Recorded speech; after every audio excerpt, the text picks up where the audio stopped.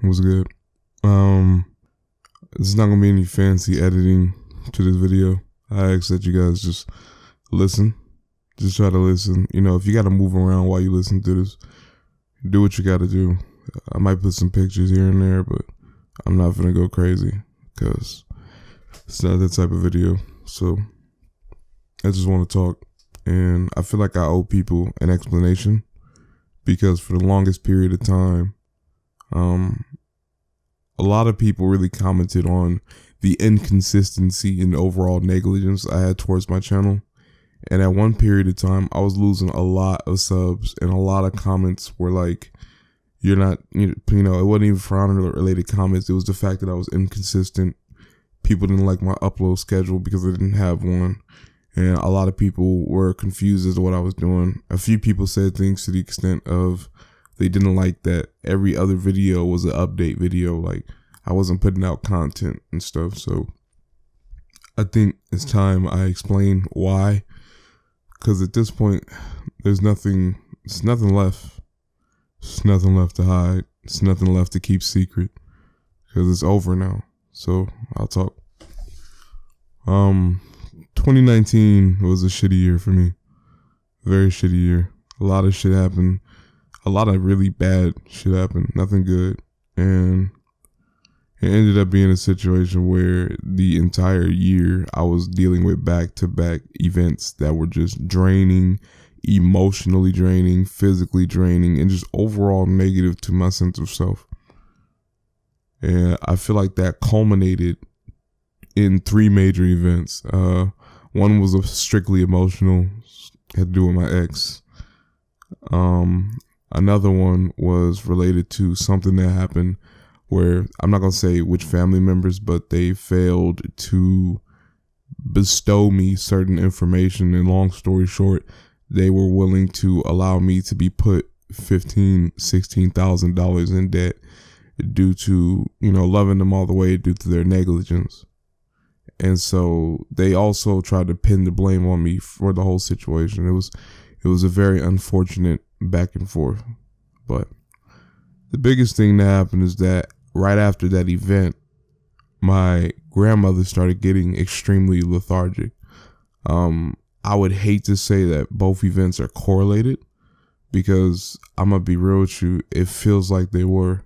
It feels like dealing with the stress of my family members putting me $16,000 under is what inevitably led to that instance. But I feel like that's neither here nor there. The facts are that in November of 2019, my grandmother started getting extremely lethargic. And there was a particular instance where she attempted to help my grandfather up off the floor because he was just tinkering around under the kitchen sink. But my grandfather has a very hard time getting up and, you know, moving around by himself. So when this happened, my grandmother's first instinct was to try to help him up off the floor. And upon doing that, she ended up hurting her arm. She hurt her arm pretty bad. It was red. It was swollen. And she exclaimed she was in a lot of pain. So me and my sister's first instinct was to take her to the hospital, but she doesn't like the hospital. And we found out she really doesn't like the hospital because as I believe November went on, I think this was late October when this happened actually, and then it went into November. And so as it went into November, me and my sister noticed my grandmother was extremely lethargic, not really getting up, kind of just lying in her bed, not really moving around or doing much. And so me and my sister started getting very concerned with her physical well-being. And it culminated to we had to end up taking her to the hospital when one day she was worried about my grandfather and she tried to rush up the stairs like she usually does to check on him. But she was so weak and so incapable of moving around. Her knees started buckling. And when we noticed that, me and my sister looked at each other and we said, okay, we got to do something. And the next day, my grandmother had to call my sister to help her get out of the bathtub. And in the 21 years that I've lived around my grandmother, she has never asked anyone to help her with anything of that extent. And so right there, I knew something's going on and we got to act fast. So we took her to the hospital. And that's when shit really started getting iffy, because it turned out that every number in my grandmother that could have been wrong was wrong. Her liver was functioning at 20%. That's one. She had low blood sugar. Her blood pressure was so high, they saw her as a candidate for stroke. She was showing signs of congestive heart failure. She had low potassium, low iron, type 2 diabetes, low glucose. Everything was wrong. Every number. There wasn't a single thing in her body that wasn't tripping. And my sister was like, wow, oh, how did this go undetected for so long? And I believe the terminology for it is crabs. And the reason why my grandmother's numbers were so messed up is because it turned out that on top of skipping over a year of doctor's appointments since late 2017, she would cancel doctor's appointments and throw away medicine and stuff like that because she was so afraid of doctors. She also had multiple myeloma. Multiple myeloma is a type of aggressive blood cancer. And that is why I said they call it crabs, because when that cancer is forming, it throws these numbers off for a loop. So something about the density of the bones due to calcium. I forgot what R stands for, A, B, and S, but I think B maybe stands for bones. At this point, it doesn't matter at this point. But she had multiple myeloma, and my grandmother has been with me since I was literally born. She raised me since I was literally born. If I could be honest with you, I feel my mom, even though I love her so much. My mom wasn't motherly. She was more of a friend. My grandmother was my mom. She was very motherly. Grandmother was an asshole at times, but I'm an asshole. Like, y'all know this. So it's kind of where I get it from. My grandmother was an asshole, but she was extremely motherly. Super duper affectionate. Like, she loved on me really hard. Like, really hard to a fault. In fact, there was things she would do for me that everybody was like, you shouldn't do it for that boy. But my grandmother loved me, man. She loved me to death, literally. So, multiple myeloma. And so when that happened, it was in November. And if you noticed, around late 2019, due to all the shit that was happening to me, that's when I really stopped uploading. But around September to, I want to say, this last month, I almost quit YouTube, because from October to present was me dealing with my grandmother, and before that was a bunch of unfortunate events. But when I found out my grandmother had cancer, I didn't give a shit about YouTube, to be frank. I didn't care. I didn't care about views. I didn't care about subs. I could have lost 15,000 subscribers. I didn't care. All I cared about was my grandmother. And so I did everything I could. I changed my schedule up. I changed how I operate in the house. I changed what I do in the house. And I was just like, I'm going to do everything I can for this woman. And my sister took on the brunt of everything financially and everything medically. She took her to all her appointments, all her doctor visits, all her chemo tests. And I did everything I could at the house. I cleaned up every day. I picked up, dirty diapers because she was immobile. She couldn't move around fast enough, so she had to wear diapers. And I just, I tried to clean her as well as I could, with my little situation. And it ended up being a situation where me and my sister did everything we could for as long as we could. But unfortunately, my grandmother was very combative. She was very combative. She didn't want to take the medicine, and she wasn't really trying to get with the agenda. And I think it was because she was afraid. She was so scared. And it was a very scary thing, you know? It's a very scary thing. And I get it. I get it. Because I wasn't the one it was happening to. I was simply going through it. I can't imagine the thoughts that were in her head. There were days I would come downstairs and I would just catch her crying, you know, and praying. So I can only imagine how she felt. But the cancer was getting worse. It wasn't getting better. Every chemo visit, it was just more bad news. And it would discourage my grandmother further and further. And my grandmother was an extremely religious person. And I think it reached a point to where it started testing her faith. And she will argue with me and my sister really bad. And she would say really bad things.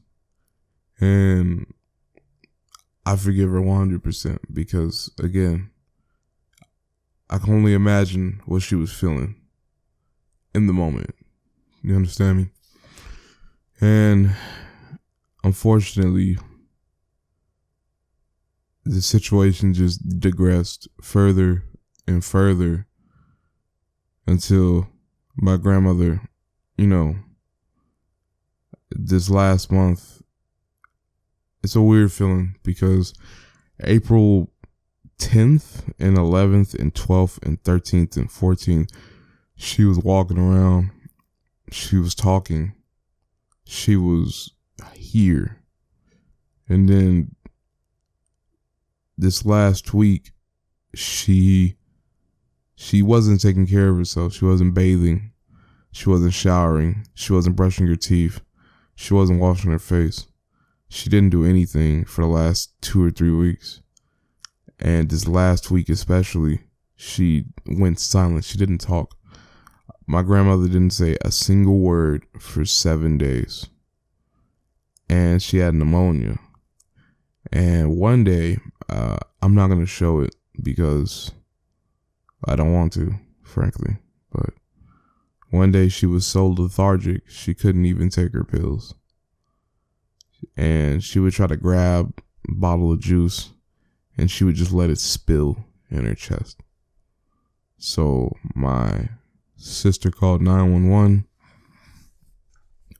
It came, they took her, and 5 days later, she cold blued. That was the 21st. So I went to the hospital and I said what I could say. Said my goodbyes, you know. Everything I could say. And at 7:38 p.m., my grandmother passed away. She died. And it's a hard feeling. I can't even describe it. Even now, it's just like indescribable. I had my grandmother my entire life. There wasn't a single day, a single week, a single month that she wasn't there. And even though we weren't always harmonious, there was quite often a few times she would say or do shit that was just like, it was wrong, you know, because everybody's flawed. I'm flawed. Everybody is flawed. And she did shit that was very flawed, but she was still very loving, very affectionate, very compassionate, very caring. And to know that person is no longer in my life is a feeling, to say the least. And I'm not going to get into the sad details. I'm not the kind of nigga that wants to exacerbate how sad the situation is, because I'm blessed with friends that I can talk to about that. And I don't really want to make that shit public. It took me this long to tell you what I was doing this entire fucking time. So I'm not finna just tell you how I feel. I'm not that kind of nigga. So, but yeah, you know, she's gone.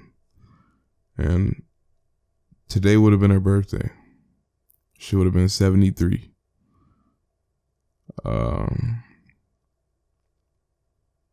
Yeah. If I could say anything, I would say love people while they're here. You might think you have more time. You might think you have more opportunities. You might think you have, all day, but you might not at the same time. In September of 2019, I was watching John Wick movies with my grandmother. She was screaming up a storm. In October of 2019, my grandmother dropped everything to help me with a financial situation. And we got Chick-fil-A to celebrate. In November of 2019, my grandmother was still there playing dominoes with me while she was just feeling a little sleepy. And January, February, and March, she was just getting worse and worse. And in April 10th, my grandmother was getting out of cars, walking around, still being herself. And then April 20th, she went to the hospital.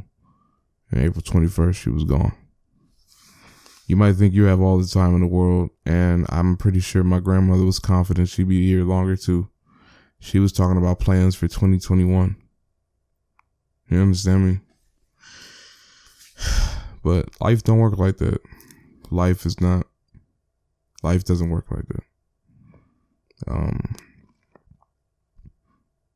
If I could say something, when I was a kid, I told my grandmother that one of my biggest fears is that if she left me, there will be no one left to pray for me.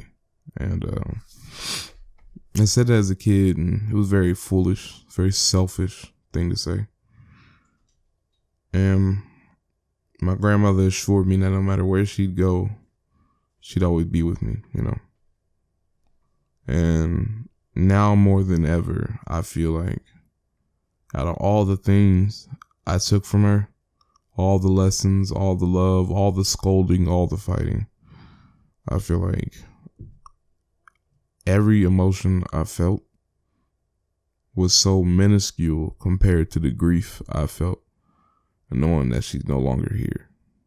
And that in itself really changed me. I feel like I will never be the same person that I was. I feel like the things I got angry at, the things I got sad over, all irrelevant compared to the pain of losing basically my mom, my other mom, my mom 2 or mom 3. So everything else feels irrelevant compared to it. There's not a single other feeling that I've ever felt that was as deep as the feeling I feel now. I told myself I give myself 2 weeks before I got back on the saddle. So that's what I'm going to do. I'm going to give myself a week, maybe 2. And then I'm going to try to get back to work. Because I feel like I'm on the brink of a breakthrough. I feel like I'm right there and that I can make it. So I'm going to do everything I can to make it. Because I feel like the sacrifices that she made would be in vain if I quit now, When I wasn't uploading for those 2 months, I didn't give a shit about YouTube. I only cared about my grandmother. But it's over. Like, it's done. She's gone. So I just wanted to provide an explanation, I guess. Explain why I've been so recluse. I don't know if anybody's even gonna listen this far. It is what it is. I don't know. But I appreciate y'all if you did. Rest in peace to my grandmother. If y'all could wish her a happy birthday. And I'll be fine, I'll be fine. If anybody's gonna pray for me, if you could do me a favor, don't pray for me. Pray for my grandfather. That was his wife of 60 years. So don't worry about me. I'll be okay. But, the situation is what it is. This has been ArchWizard CJ. I wish you all a good morrow. And I'm off for the time being.